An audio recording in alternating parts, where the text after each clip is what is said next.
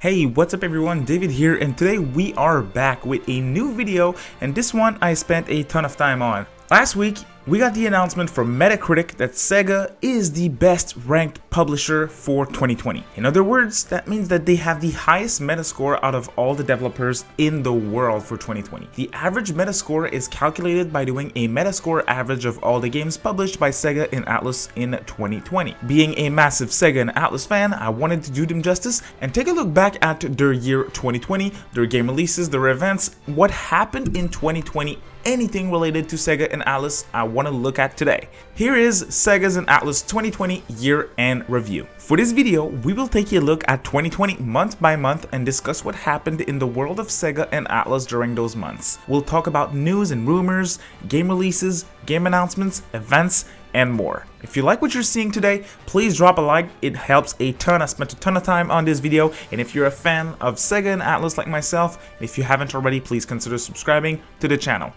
Alright, so let's jump into it. To keep this interesting, we will look mostly at the Western events when it comes to Sega and Atlus. So the year started pretty slow in January 2020 with the release of Tokyo Mirage Sessions Sharp FE Encore on the Nintendo Switch. This game is a re-release of Tokyo Mirage Sessions that initially released on the Wii U. The reception to this game initially back in the day when it released on the Wii U was very interesting because it was first shown as Shin Megami Tensei Cross Fire Emblem, both series with a very invested fan base. So to have this crossover between both series was extremely hype. So when we realized that this was not what we expected and it was more a very special, unique RPG with idols and stuff, yeah, the reception was very weird. But on its own, Tokyo Mirage Session is a fantastic game when you don't look at it being Shin Megami Tensei Cross Fire Emblem. If you haven't played it on the Wii U, which I wouldn't blame you because, let's be honest, the Wii U, who owns a Wii U? I am happy to report that the Switch port is awesome, so if you're interested in this game, I highly recommend it. I reviewed the game on the channel, so if you want to check it out, I'll link it down in the description below. Please check it out. Now let's move on to February 2020. February was better for me as we saw the release of the Yakuza Remastered Collection on the PlayStation 4, which was a re-release of Yakuza 3, 4, and 5 on PlayStation 4. That's hyped because those games were stuck on the PlayStation 3, and now we have all the Kiryu Saga playable on the PlayStation 4, and that's super exciting. A week after the release of this collection, we got another awesome collection being the Bayonetta and Vanquish 10th Anniversary Bundle, which released on PlayStation 4 and Xbox One. This was a re-release of those good old Platinum Games classic from last generation. Those games were great on 360 and PS3, and they still are. Man, 10 years ago I bought Vanquish brand new. Whew, yeah, I'm getting kinda old. The month finished with the release of 2 Points Hospital, a small game that I keep seeing in Sega ads and events, but to be honest, I don't know anything about it. Oh, and of course, let's not forget, one of my top 5 games of all time released on Xbox Game Pass being Yakuza 0. If you haven't played Yakuza 0 by now, please do yourself a favor. It's free on Game Pass, so if you're interested, pick it up. It is a fantastic game, nothing less. March was a bit of a smaller month in terms of releases, but the month ended strong as Persona 5 Royal released on March 31st. Persona 5 Royal was the latest best thing by Atlus and is currently sitting as the third highest rated game of all time on PlayStation 4 and was the highest rated game of 2020 on Metacritic. As of now, Persona 5 Royal is a PlayStation 4 exclusive and has definitely helped the massive spike in popularity of the Persona series.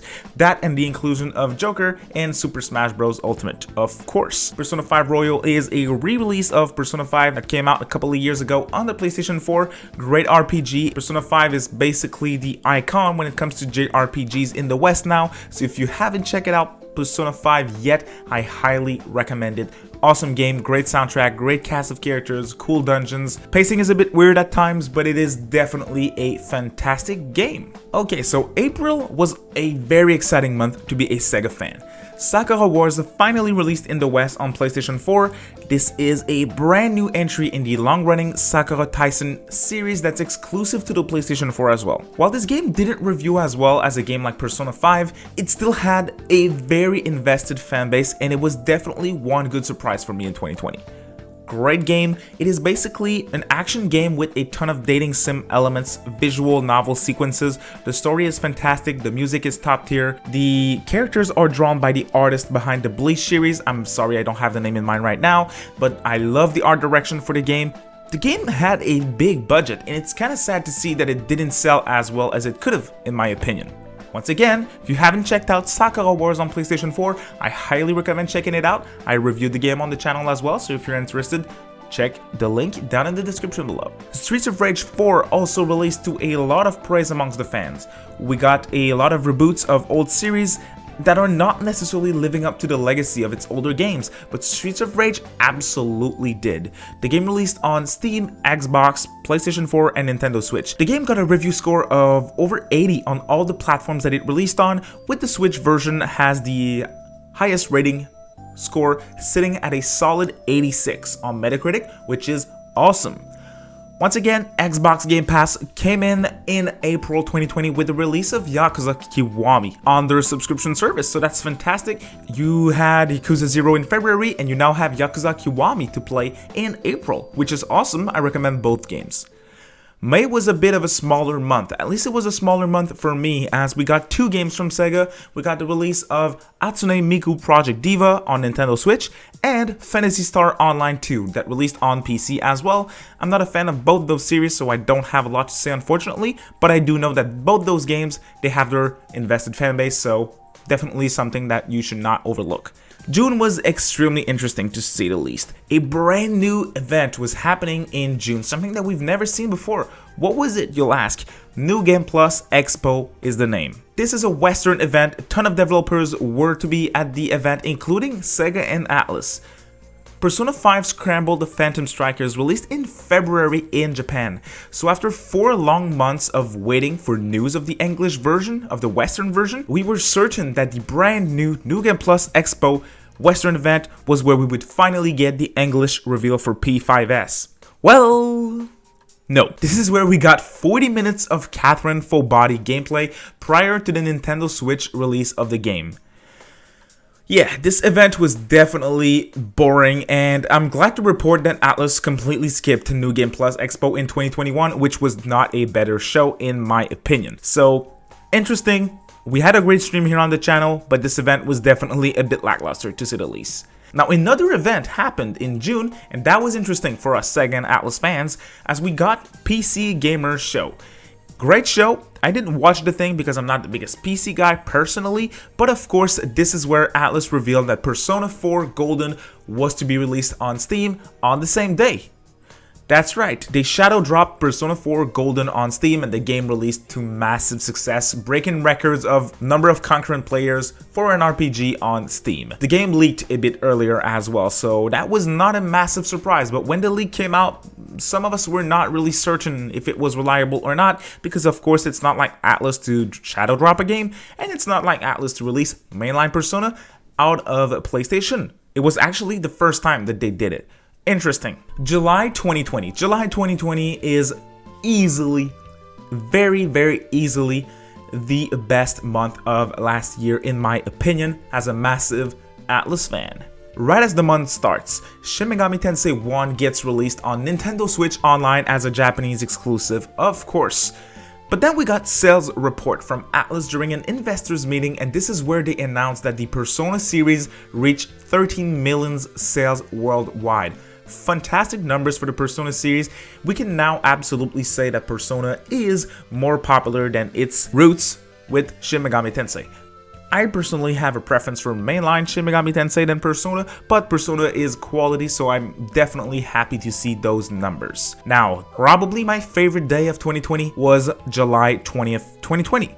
Nintendo's finally back. Nintendo Directs aren't dead after all. A Nintendo Direct mini partner showcase was to be revealed and shown to the world on July 20th. Now, my expectations for this event were pretty low. I actually streamed the event, and when I streamed the thing, I was going in with very low expectations, and I came out of it with my mind blown, nothing less. Best thing ever. Oh! Oh, let's go! Let's go! Let's go! Let's go! Nocturne! No way. No. Oh no. The port? Oh, that looks so good. Oh my god. HD. Oh. The direct has been amazing. Expectations are bet, man. Oh my god. Not the only adventure. You're not serious. You're not serious! Let's go! Let's go! Let's go! Let's go! Oh. Ah, let's go! Let's go! Watch one release! Oh my god! Shin Megami Tensei 3 Nocturne HD Remastered was revealed to be coming later in 2021 on Nintendo Switch and PlayStation 4. Nocturne is one of the best Atlus games of all time. It was never re-released except for the PlayStation 3 port, so to have it on a Nintendo portable system and on PlayStation 4 was extremely exciting. When that trailer was done for Nocturne, I was blown away, I was shaking, I was extremely excited. But that was not all. Atlus had something else in store for us, as we finally got a new look at the highly anticipated Shin Megami Tensei 5, the next big Nintendo Switch RPG exclusive. In this new trailer, we got a new look at the protagonist for the game alongside a confirmation that the game is coming in 2021 as a worldwide release, which was extremely surprising to everyone. 2021? Not that surprising, to be honest, but a worldwide release? That's not like Atlus. So it also gave us the information that Nintendo is highly involved in the project when it comes to Shin Megami Tensei 5, so that was awesome news. Everyone was excited. There was a ton of podcasts. Megaton fans all over the world were mind blown, and it was awesome to see. July 20th is a day to remember.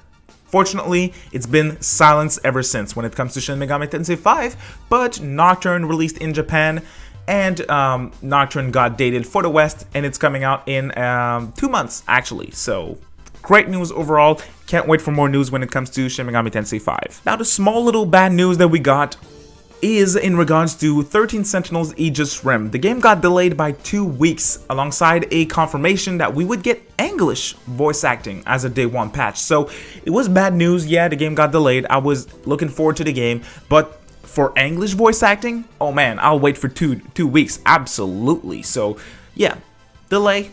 I was fine with it, with the reason, honestly, that they gave us. Once again, Xbox Game Pass fans got treated with Yakuza Kiwami 2, which released in July as well on the subscription service. Catherine Full Body released on Nintendo Switch. Sales were kind of low for the game when it released, as it released a year ago on PlayStation 4 at the time of release. If you still haven't played Catherine, and if you own a Nintendo Switch, honestly, do yourselves a favor. I highly recommend Catherine. It's a fantastic game. Plus, the Switch version is actually a version that performs extremely well, and you can take it on the go. So if you never played Catherine and own both a PlayStation 4 and a Switch, I honestly recommend the Switch version. August was pretty much a dead month when it comes to Sega and Atlus. Nothing major was shown, so let's jump right into September, which was way more interesting in my opinion. The month started great with 13 Sentinels Aegis Rim, a game made by Vanillaware and published by Atlus, finally released in North America. The marketing campaign for this game didn't do the game justice, which led to a very lackluster launch in the West sales-wise, unfortunately. Now on the other hand, this game reviewed very well, and just like Sakura Wars has a small but very invested fan base. It was my personal game of the year for 2020. All of that led to a ton of word of mouth, and the game just recently reached over 400,000 copies sold worldwide, which isn't bad for a very niche title like this one. 13 Sentinels Aegis Rim is a visual novel game with RTS combat implemented into it. So yeah, definitely very original, but I highly recommend the game as it's awesome. Tokyo Game Show 2020 was an online event this year, and as always, Sega and Atlus were present. It's been a couple months since July, and we had no information on SMT5. Nocturne's coming on in a couple of days, the moment of Tokyo Game Show, so expectations were high. Just like New Game Plus Expo, unfortunately, this event was extremely disappointing as we got zero news on either Atlus stuff nor Sega stuff. But they did show at the end one last thing that was very exciting to certain fans, as they showed Virtua Fighter 6, which was getting some type of reboot with esports. So that was exciting for Virtua Fighter fans, but nothing else was shown at Tokyo Game Show. We even called Tokyo Game Show in our stream New Game Plus Expo 2.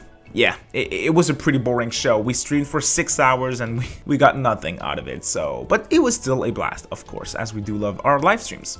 Now in October was interesting. Shin Megami Tensei 3 Nocturne HD Remastered released in Japan, and to massive success at that, as it sold over 100k copies in its first week. But there was a couple of issues with the port though, which led to some important backlash in the community. There was some performance issues, and it's a PS2 port. The game was also revealed to have been made in Unity. There was a lot of talk around Nocturne HD and its release in Japan, but sales-wise it did well, and Atlus also promised after release to patch the game in the near future, which I'm glad to report that they did. It's not necessarily a perfect port now, but it is definitely better than when it released in October for Japan. Streets of Kamurocho is a 2D Yakuza beat-em-up that released on PC as an anniversary celebration. It's basically a Yakuza skin over a Streets of Rage 2 level.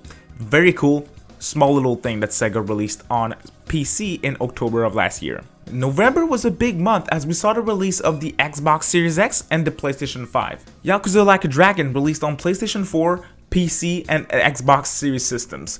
The game is a complete reboot for the series, and it got a ton of positive feedback. Kazuma Kiryu is out and middle-aged mad Ichiban takes his spot. The overall consensus for Yakuza 7 is that it's a very refreshing direction for this long-running series. The game was planned for a release later in 2021 on PlayStation 5, as Microsoft got a timed exclusive deal for the next-gen version of the game. And the year wrapped up in December with no releases from Sega, or at least no big releases from Sega, but we did get something very interesting news-wise. A ton of developers, including Atlus and Sega devs, were interviewed by Famitsu, a news outlet in Japan. We got told to get very excited as 2021 is the 25th anniversary for the Persona series, and that we should expect very interesting news. For now, we're in April and nothing's been shown yet, but we should get news because it's the 25th anniversary of the Persona series, so that got a couple of fans excited. And of course, we got told once again that we would get Project Re Fantasy news in 2021. But that's what Atlus told us in 2019 for 2020, and in 2020 we got zero news when it comes to Project Re Fantasy. So let's wait and see if they will deliver on their promise for this year and give us information on upcoming new project from Atlus, Project Re Fantasy. So this is it for the year of Sega and Atlus in 2020. Personally, as a big fan, I'm super happy to see that they got this award from Metacritic. Metacritic is definitely the source when it comes to games review. Tons of reviewers are putting their reviews on the site, which means that the Metascore is something that you can absolutely consider when buying a game. Of course, build your own opinion, but normally when a game has an official Metascore of under 50, it's because it's garbage. While when it has a Metascore of over 80, it means it's a pretty good game. So absolutely reliable, and I'm extremely happy to see that Sega gets the success that they deserve. 2021 is looking bright for Sega and Atlus fans, and I can't wait to see what they have in store for us. If you want to stay up to date on anything Shin Megami Tensei, Persona, Atlus, and Sega, please consider subscribing to the channel. I have a ton of news episodes whenever there's news that drops, so if you're into that, ring the little bell icon to get notified. And if you like the video, again, I spent a ton of time on this one, so if you could drop a like, that means a lot. Thank you all so much for watching, and we will see you in the next episode. Bye.